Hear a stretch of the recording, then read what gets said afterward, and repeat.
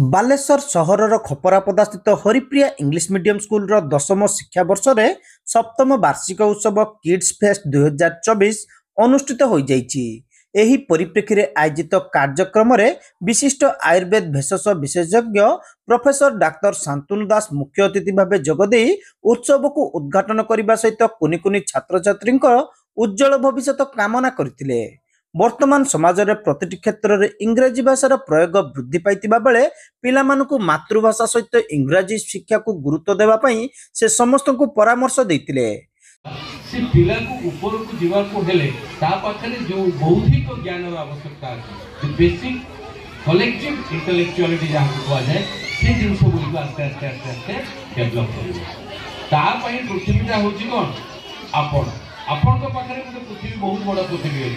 किंतु छोट पिलांकर पृथ्वी होची तांकर बाप मां से बाहर को जाई परिबे ना आमे पिलाटी बेले गोटे बर गछरे गोटे बरकोड़ी गछरे टेका मारुथुलु बरकोड़ी खाइबा पई सेटा कौन से बरकोड़ी को टेका मारिक बरकोड़ी झड़ेवा गचरू सी हूँ गोटे एम जिते आप सिंधु पर चाबी पकई रखिले भी जार टैलेंट थी से सिंधु को बाहरिक फिटिंग आसो बंद करें ना खूब बेसी कथा कहबानी आजिकार जे सभा सभापति बढ़िया वर्षाटी आमको गोटे सुजोग देला सब पिला एका सागर बसवा वर्षकर जो गोटे एक्टिविटी बा वर्षर जो कौशल ताको एठी आपण माने सुजोग दोचन देखिबा पाई एवं करताली माध्यम रे सेमान सुजोग दोचन आगे बढ़िबा पाई। शिक्षाविद तथा रसायन विभागर अध्यापक डॉक्टर पंकज कुमार जेना मुख्य वक्ता भावे जोगदे पिलामानकु शिक्षादान सहित संस्कार और संस्कृति तथा सात पुरुषों नाम शिखांतु बोली कहिथिले। विद्यालयर शिक्षक शिक्षयित्री हेउचंती जीवंत भगवान सेमानकु भगवान बोली अभिहित करने सहित बापा माँ और शिक्षक शिक्षयित्री को सम्मान देवाकू उपस्थित छात्र छात्री को से परामर्श देथिले। अभिमान को कहबी जो काम करके मो लंडन वर्ल्ड बुक पाइछि ए संस्कार संस्कृति कथा पिला मानको एटलिस्ट सात पुरुषर ना शिखांतु श्राद्ध देला बेले को से बापार बापा ना मने न कहि पारु कि जेजे ना भूली जाउ थाउ एपरि करंतु नै पिला को पिला सात पुरुष नाटा एटलिस्ट मन रखू ये गोटे पाठ से करू आसंता काली ठारू आपण ताको गोटे डायरी लिपिबद्ध करके आसंता काली आपण नथिले भी से दोष न दऊ जे मो बापा माँ कहीं मते मोर जो सात पुरुष ना शिखई नथिले प्रथमे आपण को भल पाऊ सात पुरुष को भल पाऊ एवं सर्वोपरि मो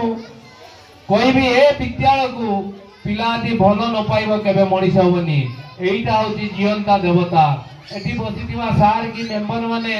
एमाने होचंती जीवंता ठाकुर पिला पई पिला को शिक्षा दियंतु केबे कंप्लेन ब्लेमिंग मोड रे रहंतु नाही गार्डियन माने भी रहंतु नाही पिला भी रहंतु नाही मु तो बहुत कथा कहितांती कलाम किमिति मनीष होइतिले केते ब्लेमिंग से करि पारथांते आपण सही स्तर रहिले केस फेस करी मास्टर मान को जेल पठेतांते किंतु सबु सते भी से सबु सहितिले बोली देश राष्ट्रपति हेले तेणु पिला को शिखंतु नम्रंती फलानी वृक्ष गचर फल जमी नई पड़े पाठ पढ़ा पिला के कंप्लेन करनी जदि कंप्लेन करुँच पिलार से आदत सब कंप्लेन कर ब्लेमिंग कर क्विटिंग कर पाठ पढ़ा छाड़ दे से देखो माओवादी फाओवादी से आदत आदौ पिला को शिखातु ना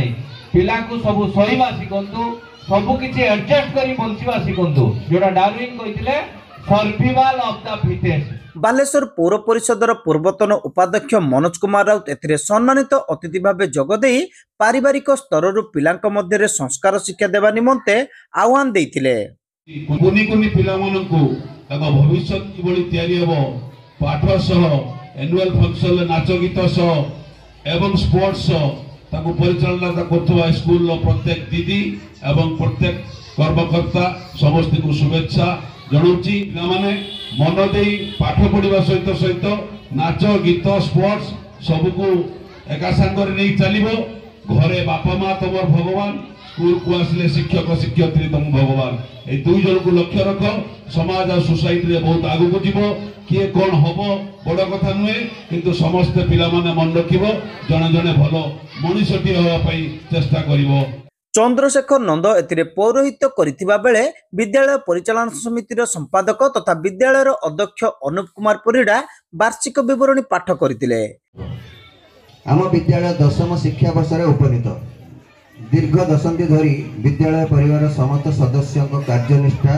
उद्योग शिशु मानक भविष्य गढ़ी तोलिबार प्रथम सोपान विद्यालय शिक्षयित्री और आयांकर भूमिका गुरुत्वपूर्ण।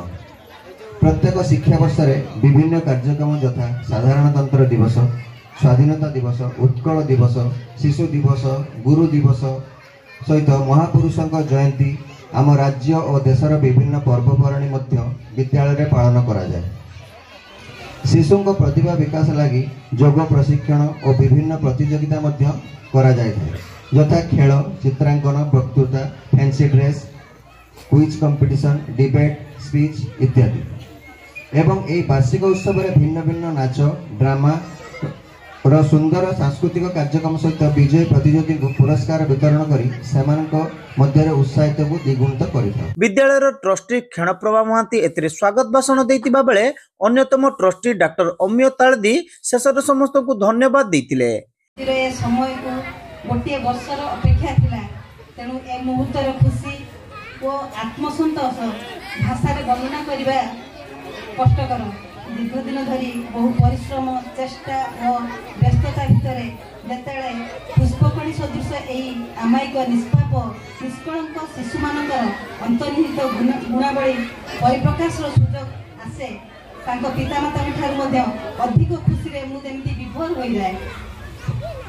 ए शिक्षा क्षेत्र सेमानक जीवन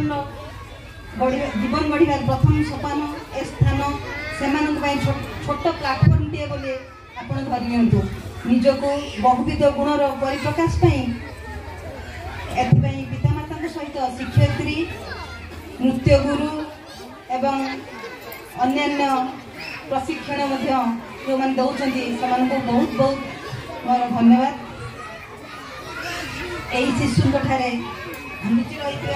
प्रतिभा को सठिक रूपरेख देवा आमर लक्ष्य। एही अवसर में पूर्वर विद्यालय रे आयोजित विभिन्न प्रतियोगितार कृति प्रतियोगी को अतिथि माने पुरस्कृत करथिले।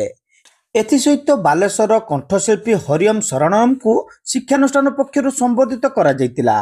परे छात्र छात्री मानक द्वारा आकर्षणीय सांस्कृतिक कार्यक्रम अनुष्ठित होइतिला। अन्यतम ट्रस्टी भाग्यवती महांती और रश्मिता बाला परिडा, सदस्य नुपुर माना, गंगाधर कमिला, शिक्षयित्री स्वागतिका पंडा, रश्मिता जेना, सुभाषिनी बेहरा, भाग्यश्री बेहरा, आया पिंकी और वर्षा प्रमुख कार्यक्रम परिचालन में सहयोग करथिले।